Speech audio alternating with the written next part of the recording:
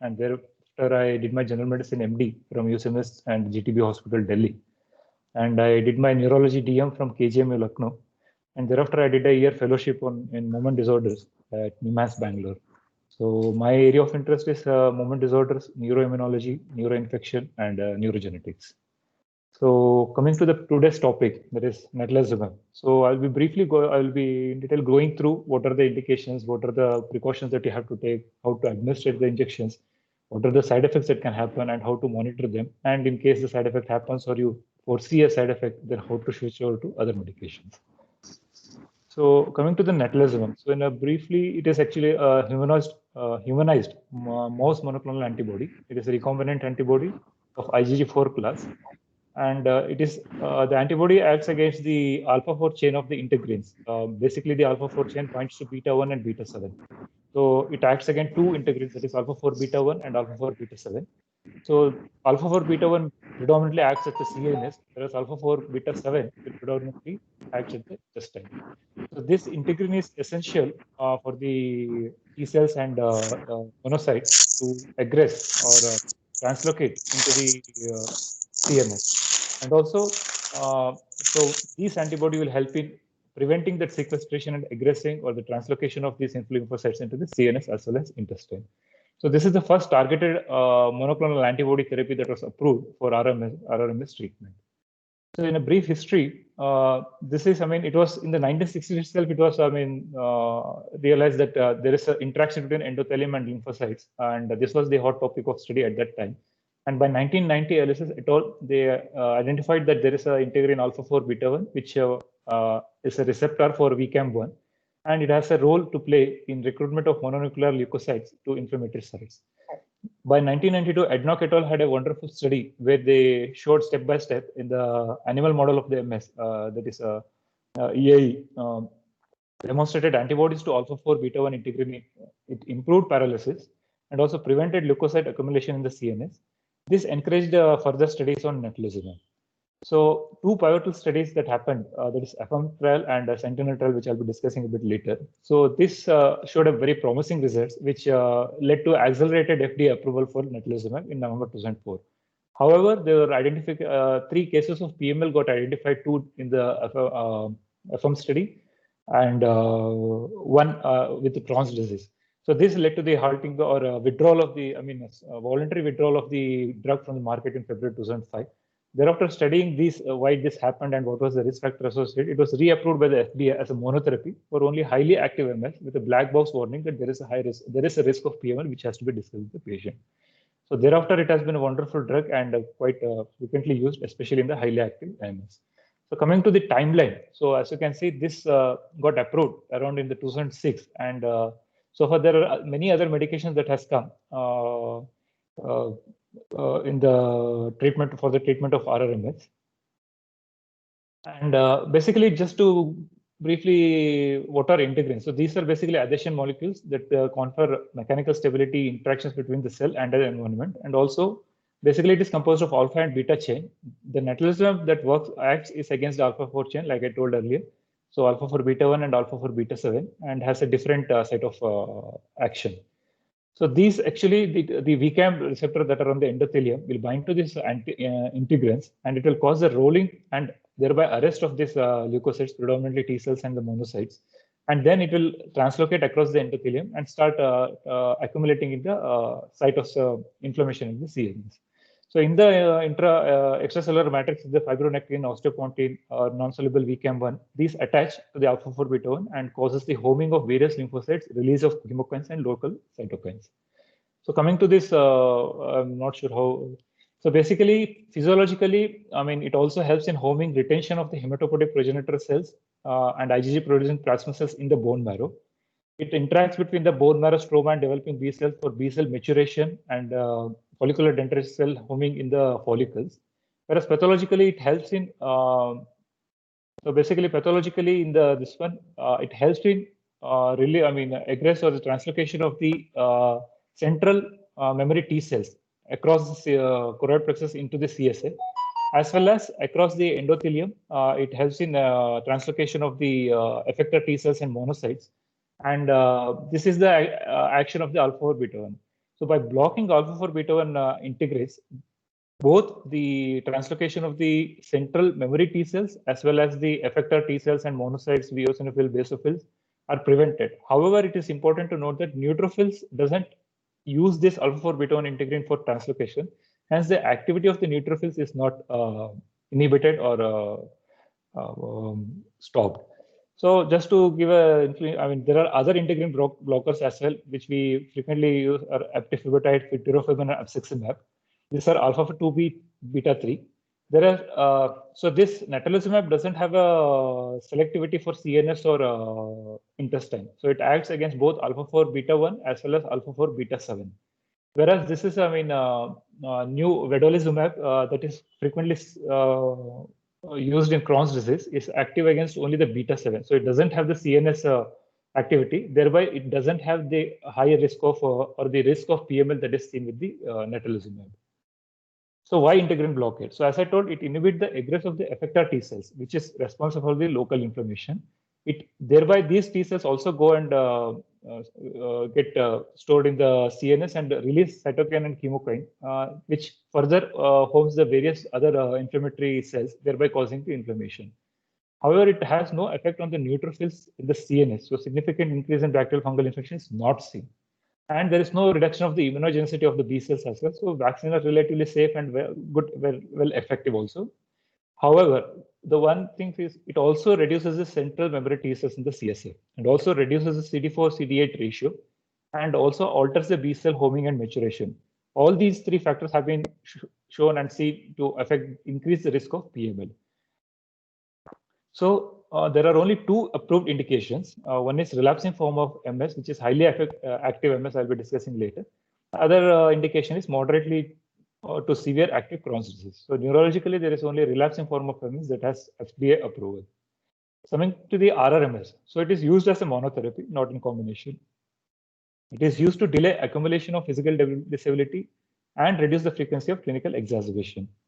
So so basically, two group of people, RRMS patients, we can consider giving natalizumab. One patient who is already on disease-modifying therapy, but despite that, they had a one relapse in the previous year and had a associated GAD lesion or increased load of T2 lesions. Or it can be also used as first line in those patients who has high disease activity, which was defined in these studies by more than or equal to 2 relapses in a year, with at least one GAD lesion or increased T2 lesion load in the DMT naive patient. So it can be both used as a first-line therapy as well as a second-line therapy in those patients who are not having good control. However, it is used mostly in those who have a high active disease. So this is the one of the guidelines. So which we can see highly active, that the definition I told you. This is the medications that are usually used, and natalizumab is one of the medication DMT that can be used for highly active MS, relapsing MS. So again, there are different guidelines like ECTRIMS, European Association of Neurology, American Academy of Neurology, and Academy of British Neurologists. So it is all of them say that it is to be used for highly active MS, and usually the EAN suggests that it to be used as a secondary or a second-line therapy rather than a first-line therapy, whereas EAN and ABN gives an option of using it as a first-line therapy in those patients who have a highly active relapsing MS.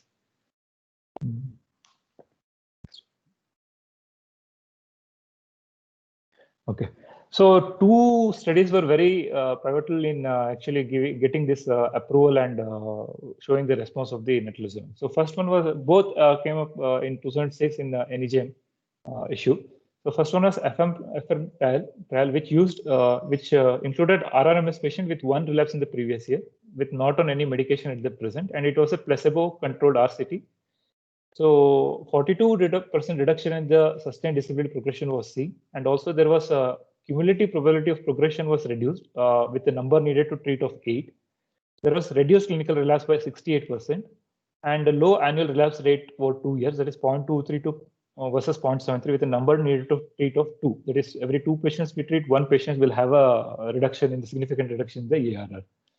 And a reduced accumulation of new enlarging lesions by 83%, 92% fewer GAD lesions, and significant. There are only at that time there are only few significant adverse effects like fatigue and allergic reactions, and hypersensitivity reaction was seen in 4% of them, with severe hypersensitivity seen in 1% on natalizumab.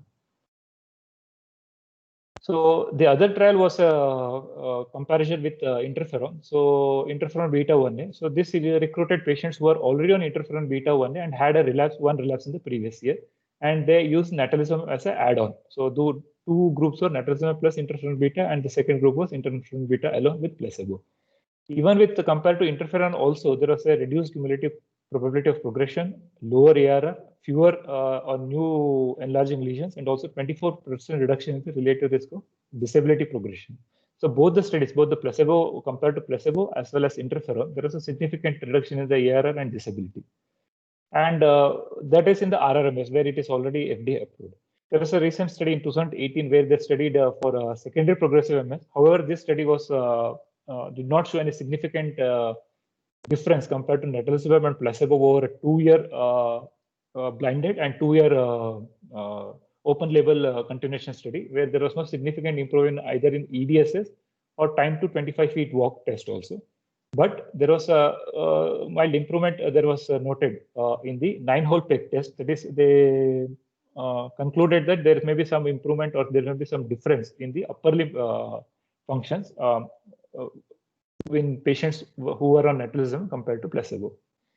So other demyelinating diseases, there are reports where the patient was thought to be MS and later on was diagnosed to be NMOSD. So there have been results which say there is no improvement or there may be worsening as well. So NMOSD we should be careful before starting the natalizumab that we are not dealing with the atypical or a case of NMOSD. Again, MOG, there is a very scant data. There are 2 cases which said there was no response, whereas a recent one, they say that the patient had maintained remission on 1 case. But still, it is too early to say whether how it has any benefit in MOG patients. So basically, at this point of time, the indication is only in RRMS, the 2 highly active MS, like I told the definition earlier also. And as of now, there is no study to support use in the progressive or secondary progressive or primary progressive. But I mean, case to case basis, I mean, there are no studies as per to support, but case to case basis, we may still use based on the other immunomodulators. So before starting the injection, what are steps has to be taken? So first we have to establish the diagnosis. As I told earlier, there may be sometimes the MS may be mimicking NMOSD and there may be antibody may be negative. So we have to be clear what is the diagnosis, and it is RRMS and it is highly active RRMS. And also be clear about the indication. So what is the reason for adding natalizumab? So if there is, it is not a highly active and the patient is not tried on any other DMTs, we might as well start with other disease modifying therapy rather than starting directly with natalizumab. And we have to get a baseline MRI brain and spine to know the disease activity as well as to compare it in the future for any new onset lesions which may mimic like PML. So baseline MRI brain and spine with contrast is essential. You need to get a baseline blood test at minimum, CBC, LFT, anti-JCV, IgG level, and the index also, HIV, HbSAg, HCV level. And also we should educate the patient about the benefit and the risk associated with natalizumab, frequent monitoring that is required, and the warning signs in case of which urgent consultation to be sought for PML or various other side effects that we'll be discussing later. So this is very important that patient should be aware of the risk associated before he or she agrees for natalizumab. In US, there is a TOUCH program, which is TYSABRI outreach for optimum community health management. So there, every patient will be included in the TOUCH program, and only those who will be included will be given TYSABRI or the natalizumab injection.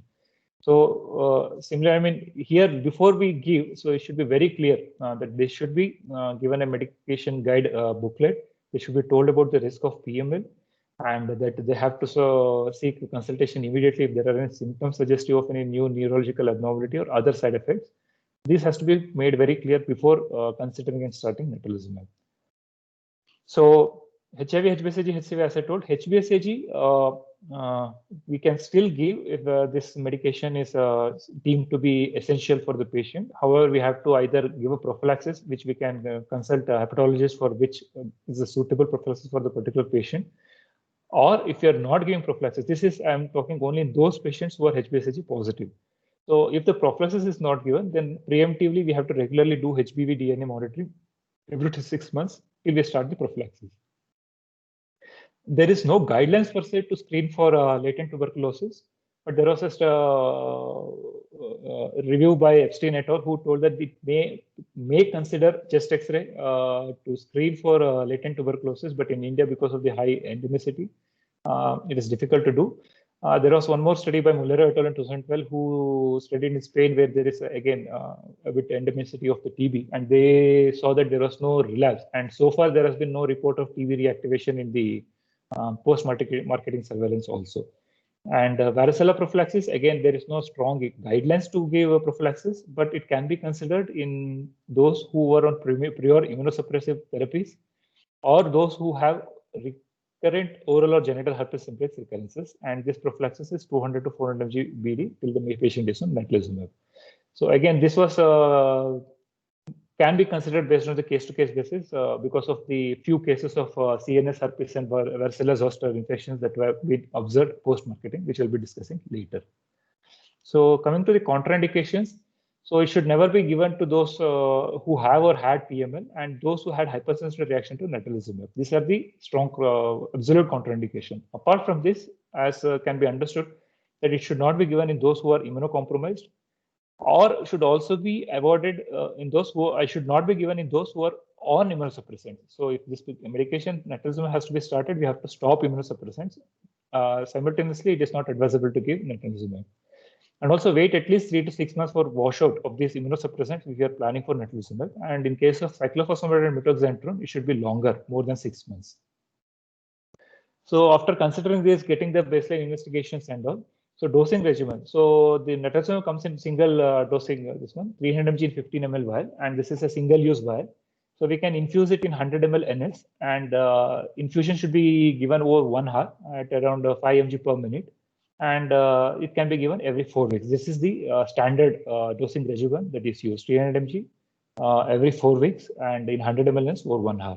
So usually there is no pre-medication required or no pre-medication medications are advised. And there can be some anaphylactic and hypersensitivity reaction in 1 to 4% of the cases up to 1 hour after the medication. So we have to observe for 2 hours from the start of the infusion. And we have to immediately use the injection once we dilute it, or we can store up to 8 hours if it is stored in 2 to 8 degrees centigrade, not beyond that.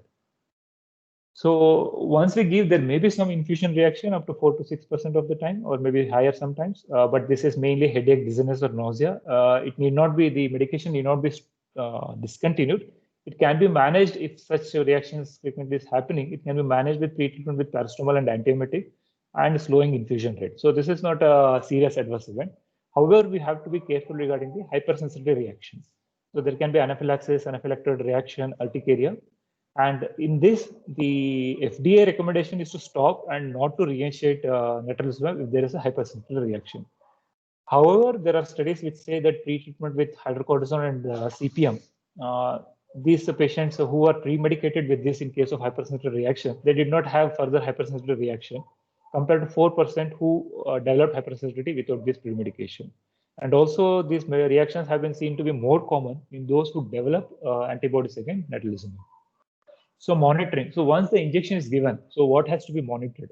So first, after the first injection, the patient has to be monitored with the consultant or the neurologist who is following up, at least for first at 3 months, at 6 months, and thereafter every 6 months after the first infusion. And patients has to be clearly instructed to observe for any new onset neurologic symptoms, which can be either relapse or can be PML also, hypersensitive reactions, which can happen up to 21 days after the infusion, jaundice because of the hepatotoxicity, there can be bleeding tendency, which was because of the rarely reported ITP, infections, especially herpes, and they have to be instructed that they have to seek urgent consultation in such cases. And also it should be instructed to inform all the treating physicians under whom the patient is taking treatment regarding natalizumab therapy, so that they should not be started on any immunosuppressive agents. So coming to the basically, I mean, apart from the blood investigation, that is the routine one. So we have to monitor CBC for thrombocytopenia and LFT for hepatotoxicity. Because natalizumab prevents the translocation of lymphocytes and various basophils, eosinophils, and monocytes, so there can be lymphocytosis and increased level of monocytes and eosinophils, which is nothing to worry about. And it usually comes down once the infusion is stopped at around 16 weeks after the infusion is stopped. And so JCV antibody has to be, after the first infusion, it has to be repeated after 12 months and thereafter every 6 months if the antibody is negative or it is less than 0.9, the JCV index will come. So if it is less than 0.9. So it remains the same even for those patients who have 0.9 to 1.5. However, if the initial anti-JCV antibody was more than 1.5, it is already a bit high risk. I'll be discussing in the PML. So in those patients, you need not repeat JCV antibody testing. And also in those who are on immunosuppressive therapy and are on more than 2 years, because these are all high risk. So the duration of treatment or the decision to continue treatment will not depend on the antibody per se. So in these high risk patients, you need not repeat the JCV antibody. And MRI, it is usually annually to check for any relapse or efficacy of the natalizumab.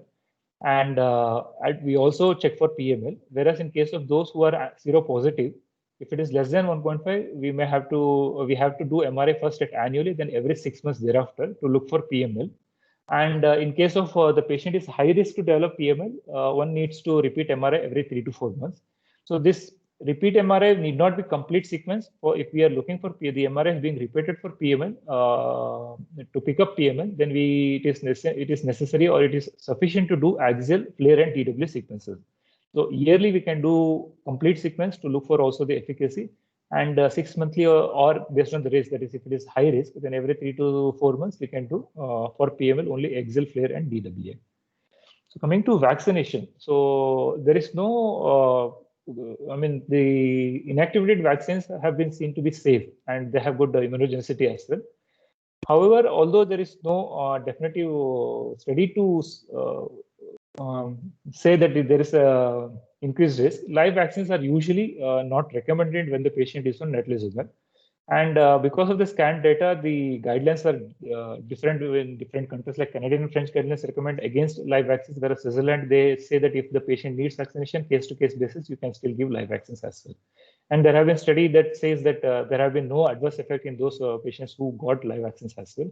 But recently, one post-MMR vaccine measles have been reported, but they concluded that as it is also the post-measles vaccine, there can be measles. So this may not be related to natalizumab per se. So inactivated vaccines can be given.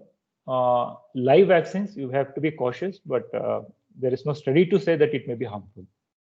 So adverse effects also, both the trials, AFFIRM trial and Sentinel trial had fairly good adverse effect profile, except for the PML that we'll be discussing later. So as you can see, fatigue was in the AFFIRM trial, the significant ones for there is not much significant difference. Whereas in the Sentinel trial, there is significant anxiety and pharyngitis and peripheral edema compared to the placebo. Although this was one recent study which 10-year follow-up where they saw that the side effects were the follow-up only 13.5%, of which most of them were like less than 1%, except for the serious risk of PML that is there, that to close to 1%. That is around 1 per 10 per thousand it will be around. So coming to the one of the most dreaded side effect of natalizumab. So this is why we are always afraid of starting natalizumab. So the reason being that there is no cure or treatment and there is no way to sort of to improve the survival of the patients once the patient develop proper PMLE. So it happens around 1 to 4 cases of 1,000 patients, and because of which it was withdrawn after 8 months of accelerated approval from the FDA. And after that touch initiative was started, after which the patient will be monitored and monitored for the high risk factors. And in those patients, it will be redecided every time the natalizumab has to be taken, whether the patient actually needs natalizumab or can it be shifted to other medications. So the problem here is that there is seroprevalence of 50 to 80% in various study populations. So many patients will have a JCV infection with antibody. There may be. And also the patient, even though he or she is negative initially, they can seroconvert 3 to 8% of the time during the therapy. So it is important to keep on doing the antibody levels every 6 months. So 3 most important risk factors are: 1, JCV seropositivity status. Even in that, we get a serum JCV index, which is the index given by comparing the patient's serum JCV antibody compared to a control serum antibody. So if it is more than 1.5, the risk is very high. If it is less than 1.9, the risk is as close to seronegative risk. And we have to be cautious that if the patient has received plasmapheresis, then up to 2 weeks the antibody may come negative. And if the patient has received IVIG, up to 6 months the antibody may come negative. And also the test has false negative rate of 2.2%. Apart from this, the other risk factor that was observed was past use of immunosuppressive therapy, like I told earlier. So we have to wait up to 3 to 6 months before we start Netlizumab, and even after that, there will be high risk may be there. So we may have to observe, and we have to reconsider whether the patient really need this drug, or can we manage him or her with other medication. And other risk factor was duration of treatment more than 24 months. So these are the three major risk factors that anyone should consider before considering Netlizumab and while continuing Netlizumab: seropositive status, immunosuppressive therapy in the past, and duration of more than 24 months. So this is the table which tells us the risk per 1,000. So as you can see, if the antibody status is negative, so there is 0.07 per 1,000, and this remains so even in the during the longer treatment also. So we can continually monitor the JCV antibody, and as long as the patient is negative, we can keep continuing because the risk is like 1 in 1 lakh. However, if the patient is positive, then we have to look for the index. If the index is less than 0.9, again we can see all of them will have almost less than 1 per 1,000 cases of PML, even despite giving for 72 months. Same if the patient is receiving only for less than 2 years. Again, the horizontal bar you can see it is less than 1. Again, so if the duration is less than 2 years, and if the index is less than 0.9, if the patient is negative, and if the patient did not receive any immunosuppressive therapy, then we can continue Netlizumab with reasonable comfort without worrying too much about Netlizumab. However, the patient has received immunosuppressant, or the patient is having index more than 1.5, or the patient is receiving it more than 2 years, then we have to be very cautious, and we have to, every time we re-prescribe Netlizumab, we have to consider every time that there is a risk of PML. The patient, should he or she need medication, or can we shift on to other DMTs? So this is the same slide that depicts this thing.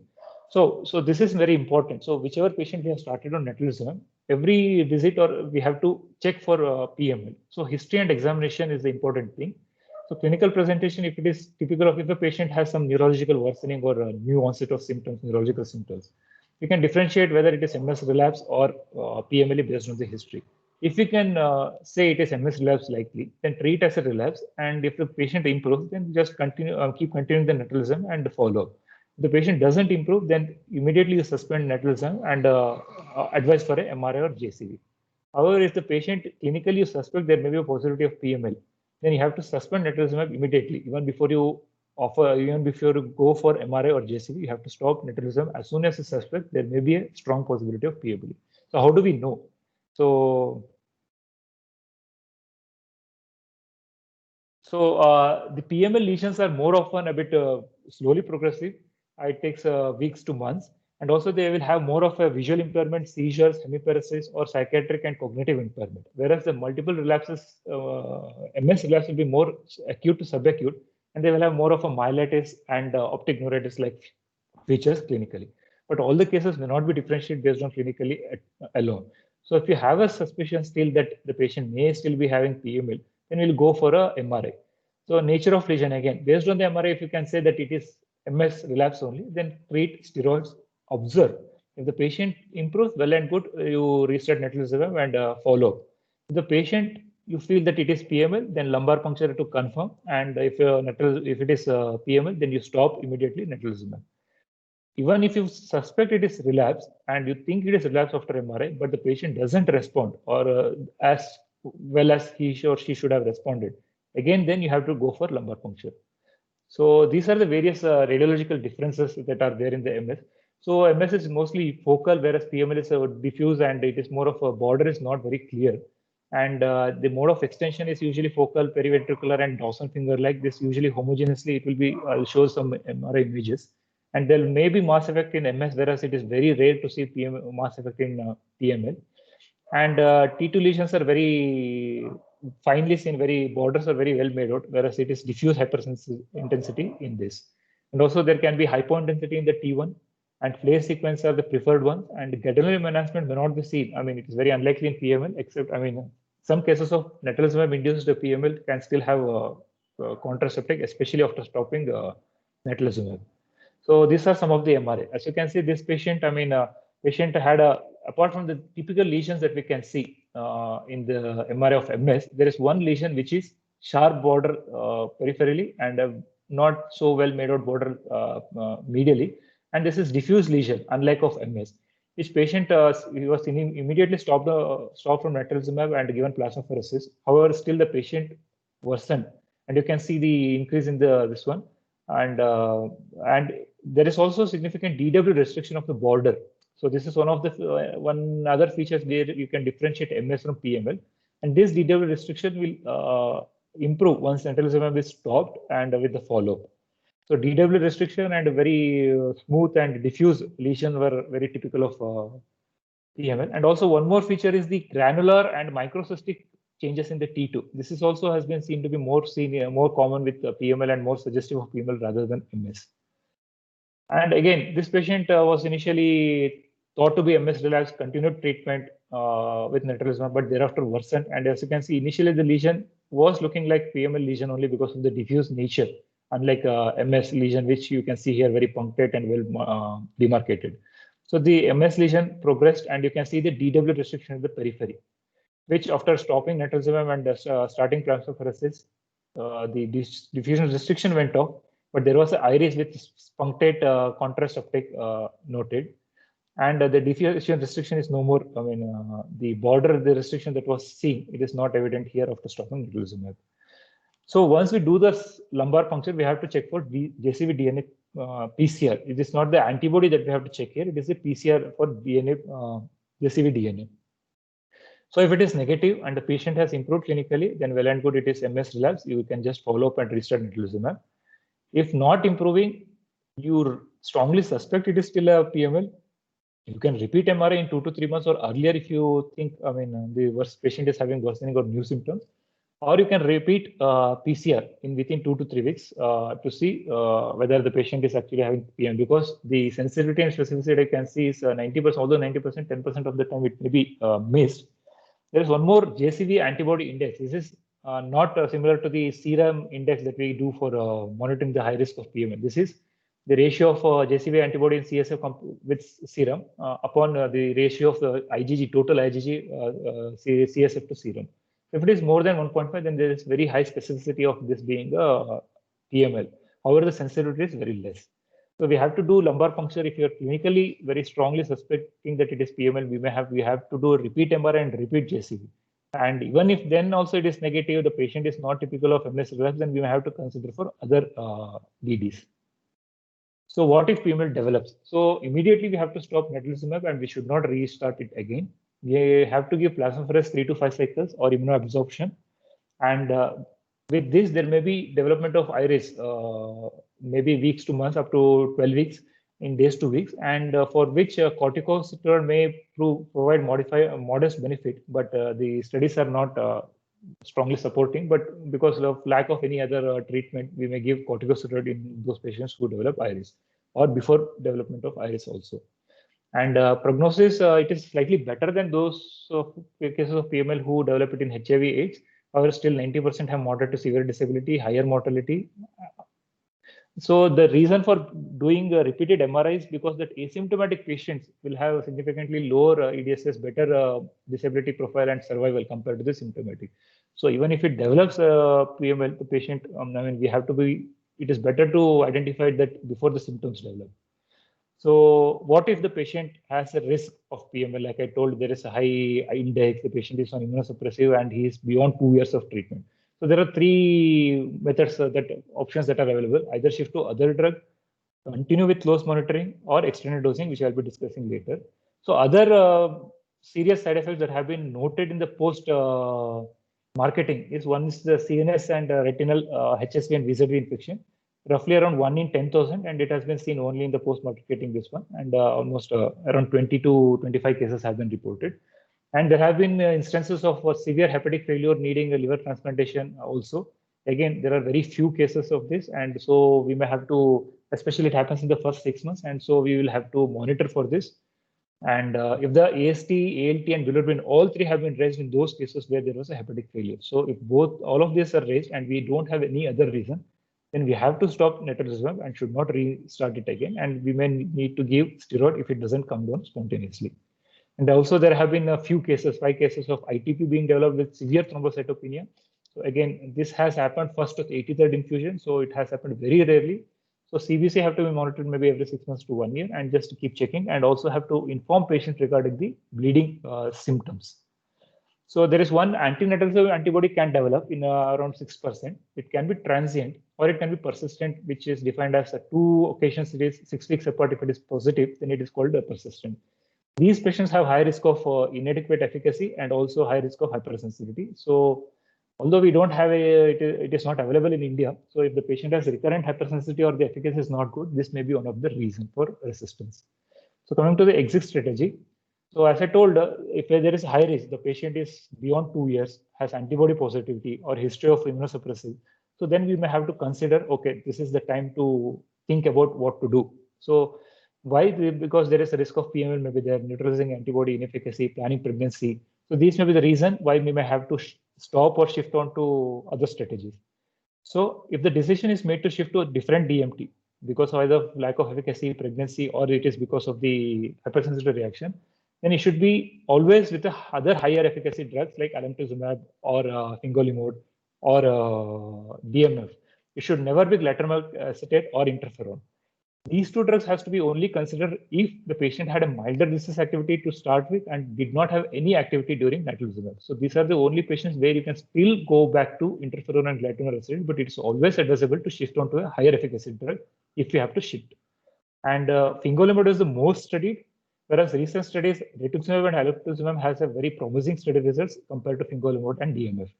And if it is for the risk of PML, there are two options that we can do apart from shifting to DMT. So there is a one fear of rebound phenomenon where initially it was seen that after stopping natalizumab, patient had very severe relapses, which was seen up to 22%. These were small case reports or smaller studies. However, larger studies failed to prove this true rebound effect, and they saw that the relapse rate will increase, but it will never be more than the pre-natalizumab time. So it will definitely not as good as on natalizumab, but it will not be as bad as prenatalism. So this true rebound effect is not been proved in the later studies.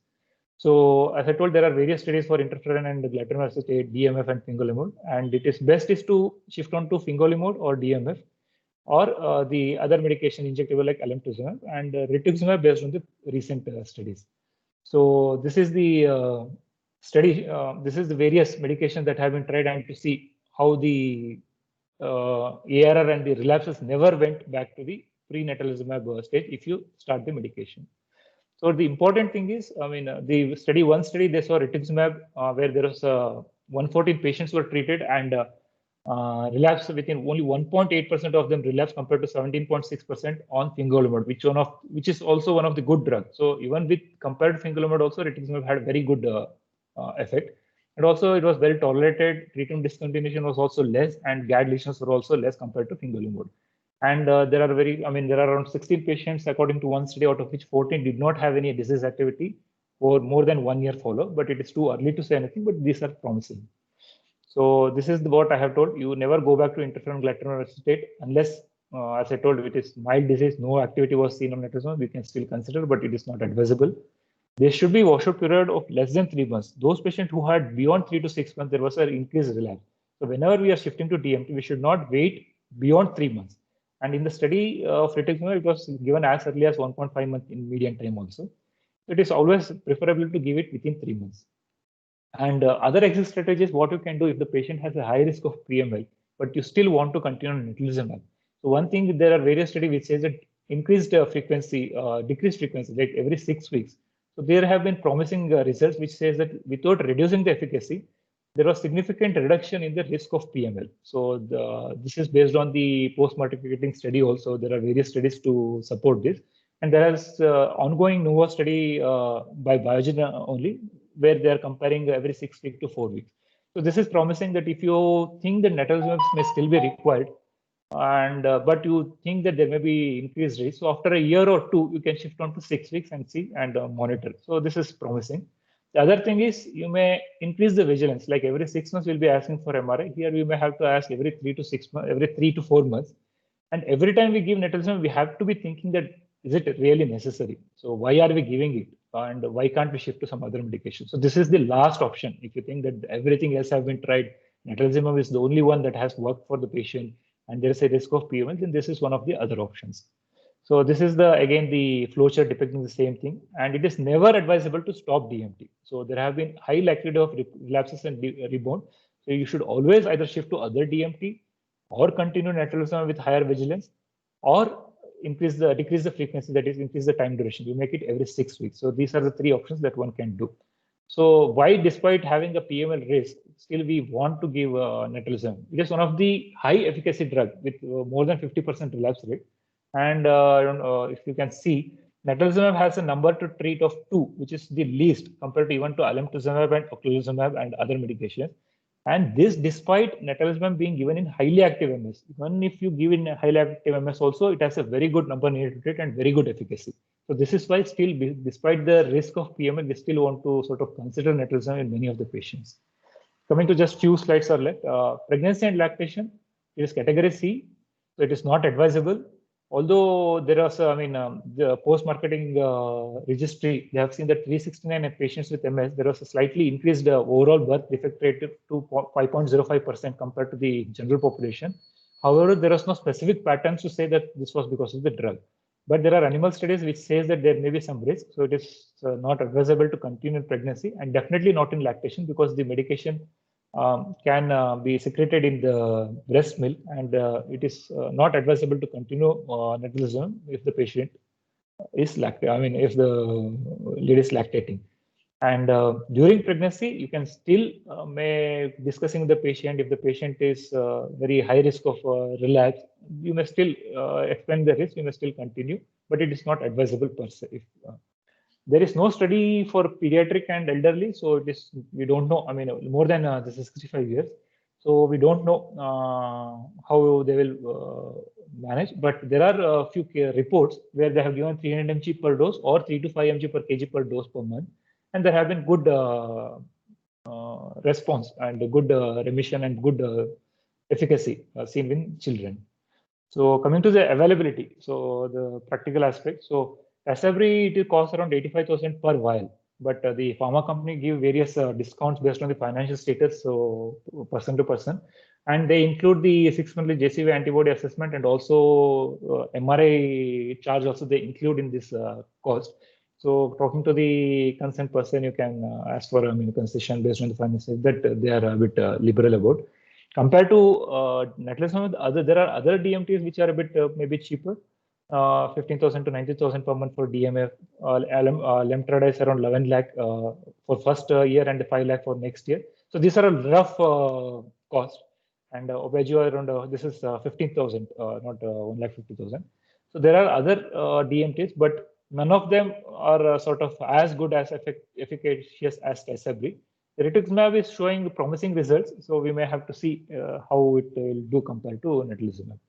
So summarizing my talk, so as I told earlier, it is alpha-4 beta-1 integrin mouse antibody, high efficacy DMT, and it is to be given in highly active MS, and high risk for a PML in JCV antibody seropositivity if it is more than 2 years, and if there is immunosuppressive agents that have been tried earlier.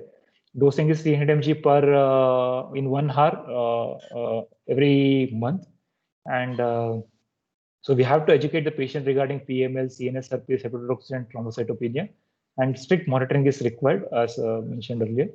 And any neurological relapse, we should always think whether it is MS or PML, and if it is non-MS, non-PML alternative also should be thought of. And those patients where there is a high risk of PML or various other reasons, we have 3 strategies: shift on to other DMT, or increase the interval, or continue with increased vigilance. And antibodies may be the reason for inefficacy or a hypersensitivity reaction. So thank you once again, and I thank Dr. Netravati ma'am for helping me with this, and I will be happy to answer any questions.